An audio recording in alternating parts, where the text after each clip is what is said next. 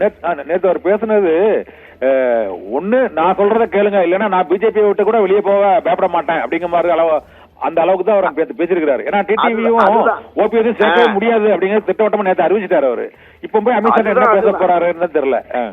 இல்ல அதுதான் சொல்ல வரேன். இப்ப பாரதிய ஜனதா கட்சி டெல்லியில இவருக்கு என்ன உத்தரவு விடுகிறது, அந்த உத்தரவுக்கு இவர் அடிபணிவாரா இல்லை அதிலிருந்தும் வெளியேறி அதிமுக அழிந்தாலும் பரவாயில்லை, அதிமுக வரும் தேர்தலில் தோற்றாலும் பரவாயில்லை, நான் தான் அதிமுக என்கிற அந்த சர்வாதிகார போக்கு இருக்குல்ல, அது அதிமுக வரலாற்றில் இல்லாதது.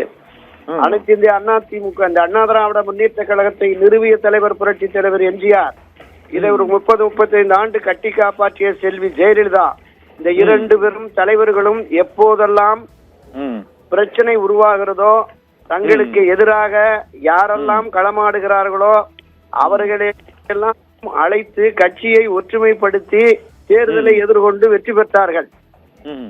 ஆனால் அந்த இருவரும் தலைவர்களுடைய அணுகுமுறையில் 1% கூட திரு எடப்பாடி பழனிசாமியிடம் இல்லை என்பதை அவருடைய நேற்றைய அந்த உரை தெளிவுபடுத்தி இருக்கிறது. யாருக்கும் நம்பிக்கை இல்லாமல், எவருக்கும் விசுவாசம் இல்லாமல் ஒரு அரசியல் கட்சியை ஒரு அரசியல் தலைமை நடத்தி வெற்றி பாதையில் அழைத்து செல்ல முடியாது என்பது என்னுடைய இந்த 55-58 ஆண்டு கால அரசியல் அனுபவம். இந்த அனுபவம் நிச்சயமாக எனக்கு இந்த கட்சி அதிமுக ஒரு மிகப்பெரிய சரிவை சந்திக்கிறதே. 2026 தேர்தலில் இது இன்னும் படுதோல்வியை சந்தித்தால் கட்சியின் எதிர்காலமே கேள்விக்குறியாகிவிடும். அப்படிப்பட்ட ஒரு நிலை வந்தால் அதிமுக திரு எடப்பாடி பழனிசாமி தலைமையிலே இருக்கும். எப்படி இருக்கும் என்றால் பாமக, தேமுதிக, தமாக போன்ற சிறிய கட்சிகள் வரிசைக்கு கொண்டு சென்று விடுவார் அதிமுக என்பதுதான் இன்றைய கள யதார்த்தம். கண்ணன். ஓகே, துரைக்கண்ணன் சார், நிறைய ஒரு கேள்வி என்னென்றால், இப்போது பாஜகவிலிருந்து அண்ணாமலையை நீக்கியது அந்த கட்சியை இது பலவீனப்படுத்தியிருக்கிறது பொதுவான கருத்து. இதே போல அதிமுகவில் ஓபிஎஸ் டிடிவி இல்லாமல் தேர்தலை சந்திப்பது நீங்கள் கூறியது போலவே அது ஒரு பெரிய செட்பேக்கா தான் இருக்கும். இது பாரதிய ஜனதா கட்சியின் தலைமைக்கோ அல்லது அரசியல் சாணக்கியர்னு கூறப்படுகிற அமித்ஷாவுக்கோ தெரியாதா? ஏன்னா நேற்று டெல்லியில ஜெயலலிதாவின் மகள் என்று கூறிக்கொண்ட அமிர்தா என்ற ஒரு பெண், அந்த பெண் ஒரு அரை மணி நேரம் சந்திச்சு ஒரு ஆலோசனை நடத்துறாங்க. ஆனா டிடிவிக்கு ஓபிஎஸ்க்கும் அப்பாயின்மெண்ட் அமித்ஷா கிடைக்க மாட்டேங்குது. இது என்னதான் திட்டம் உண்மையிலேயே பிஜேபி பண்றாங்க, அவங்களோட வியூகம் தான் என்னங்கிறதே ஒரு குழப்பமா இருக்குது. ஜெயலலிதாவின் மகள் என்று கூறிக்கொண்டு ஒருவர், அது எந்த விதமான எவிடன்ஸும் இல்லாமல் அமிர்தா என்ற ஒரு பெண் அமித்ஷா செஞ்சு அரை மணி நேரம் ஆலோசனை பண்ணிட்டு அவங்க பிரிந்தவர்கள் எல்லாம் கூடணும்னு அவர்கிட்ட போய் சொல்றாங்க.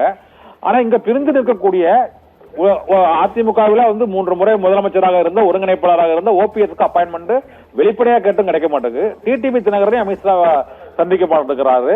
இங்க உள்ள கூட்டணி கட்சிகள் கூட்டத்திலையும் அவர்களுக்கு இந்த உரிய அங்கீகாரமோ அல்லது அந்த கூட்டங்கள்ல அவர்களுக்கு அனுமதியோ மற்றபடி பொதுவான ஆலோசனையோ அவர்கள் கூட எதுவுமே மேற்கொள்ளப்படுவதில்லை. இது உண்மையிலேயே பாஜகவோட தேசிய தலைமை என்னதான் நினைக்குது சார்? இந்த பாரதிய ஜனதா கட்சியை பொறுத்தளவுல நீங்க சொன்ன மாதிரி ஒரு 2 விதமான பார்வை இருக்கிறது. ஏற்கனவே ஒரு 6-7 ஆண்டுகளுக்கு முன்பு கழகங்கள் இல்லாத தமிழகம் உருவாக்குவோம் என்கிற அந்த கோஷத்தோடு களமிறங்கினார்கள். இதுதான் சரியான சந்தர்ப்பம் என்று அதற்கான வியூகங்களை வகுக்கிறார்களோ, இந்த பிரித்தாளும் சூழ்ச்சியை கையாண்டு பலகீனப்படுத்தி அவர்கள் தங்களை இங்கே நிலைநிறுத்திக் கொள்வதற்கான முயற்சியில் ஈடுபடுகிறார்களோ என்கிற ஒரு பொதுவிடை சந்தேகமும் இருக்கிறது. இன்னொன்று, உண்மையிலேயே திராவிட முன்னேற்ற கழகத்தை இந்த தேர்தலில் வீழ்த்த வேண்டும், ஆட்சியிலிருந்து அப்புறப்படுத்த வேண்டும் என்று கருதுவார்களே ஆனால் நான் தொடக்கத்தில் குறிப்பிட்டது போல ஒன்றுபட்ட அதிமுகவை உருவாக்குவார்கள். பிரிந்து சென்ற அனைவரையும் ஒருங்கிணைத்து அதை ஒரு வலிமை மிக்க கட்சியாக உருவாக்கி என்டிஏ கூட்டணியில் இருக்கிறவர்களையும் அரவணைத்து ஒரு வலுவான கூட்டணியை கட்டமைத்து இந்த தேர்தலை எதிர்கொண்டால்தான் திமுக வீழ்த்த முடியும் என்பது பாஜகவுக்கும் மரியாதைக்குரிய அமித்ஷாவுக்கும் தெரியும். ஒரு உள்துறை அமைச்சர் தமிழகத்தின் கள யதார்த்தத்தை மத்திய உளவுத்துறை ஒவ்வொரு நாளும் ரிப்போர்ட் சப்மிட் பண்ணுது. அதை தாண்டி பாஜகவின் பின்புலத்தில் இருக்கிற RSS போன்ற அமைப்புகள் தமிழக அரசியல் தேர்தல் கள யதார்த்த நிலைமைகளை முழுமையாக உணர்வார்கள். எனவே எந்த நிலைப்பாட்டை எடுத்திருக்கிறது என்பது இன்றைக்கு திரு எடப்பாடி பழனிசாமி சந்தித்து வந்ததற்கு பிறகு அமித்ஷா தரப்பிலோ எடப்பாடி தரப்பிலோ என்ன சொல்ல போகிறார்கள் என்பதை பொறுத்துதான் இந்த அணியினுடைய எதிர்காலம் தீர்மானிக்கப்படும். கண்ணன், நன்றி தினகரன் சார், உங்களுடைய பல்வேறு கருத்துக்களுக்கு மிக்க நன்றி.